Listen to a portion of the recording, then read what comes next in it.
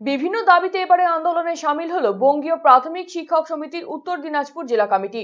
মূলত শিক্ষা এবং শিক্ষকদের বিভিন্ন সমস্যার সমাধানের দাবিতে রায়গঞ্জে অবস্থিত উত্তর দিনাজপুর জেলা প্রাথমিক বিদ্যালয় সংসদের অন্তর্গত জেলা প্রাথমিক বিদ্যালয় পরিদর্শক দুলাল সরকারকে 17 দফা দাবিতে ডেপুটেশন দেন সংগঠন নেতৃত্ব। এই কর্মসূচিতে নেতৃত্ব দেন সংগঠনের উত্তর দিনাজপুর জেলা সম্পাদক সুজন কৃষ্ণ পাল। তিনি জানিয়েছেন, মূলত ডিএ প্রদান করা, পাশ ফেল প্রথা চালু করা, জাতীয় এবং রাজ্য শিক্ষানীতি অবিলম্বে বাতিল করা, উত্তর দিনাজপুর জেলার প্রাথমিক বিদ্যালয়গুলির প্রধান শিক্ষক নিয়োগ, বদলি প্রথা ফের চালু করা সহ মোট 17 দফা দাবি জানানো হয়েছে। দাবি পূরণ না হলে আগামী দিনে আরো বৃহত্তর আন্দোলনের হুঁশিয়ারি দেওয়া হয়েছে সংগঠনের পক্ষ থেকে।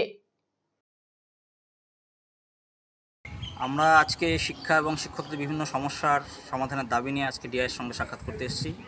আপনারা জানেন, দীর্ঘদিন ধরে আন্দোলন চলা সত্ত্বেও এবং হাইকোর্টের রায় থাকা সত্ত্বেও এখনও পর্যন্ত এআইসিপিআই অনুযায়ী সরকার ডিএ প্রদান করছেন না।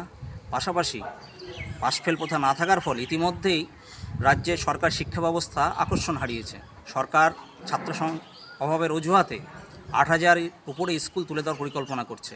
ফলে এই অবস্থায় আমরা জাতীয় শিক্ষানীতি 2020 এবং তারই প্রায় কার্বন কপি রাজ্য শিক্ষানীতি 2023 বাতিল করার দাবি জানাচ্ছি।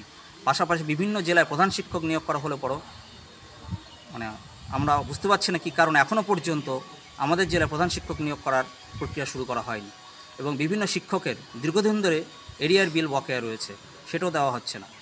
এবং সাধারণ বদলি প্রথা নিয়োগের পূর্বে একটা আমাদের রাজ্যে চলতো, সেটাও দীর্ঘদিন ধরে বন্ধ। ফলে অনেকেই দূরবর্তী জায়গায় যারা চাকরি করছেন তার বিভিন্ন সমস্যার মধ্যে রয়েছেন। এই ধরনের আমরা 17 দফা দাবি নিয়ে আজকে ডিআর সঙ্গে সাক্ষাৎ করতে এসেছি, এই সমস্যাগুলো যাতে সমাধান হয়।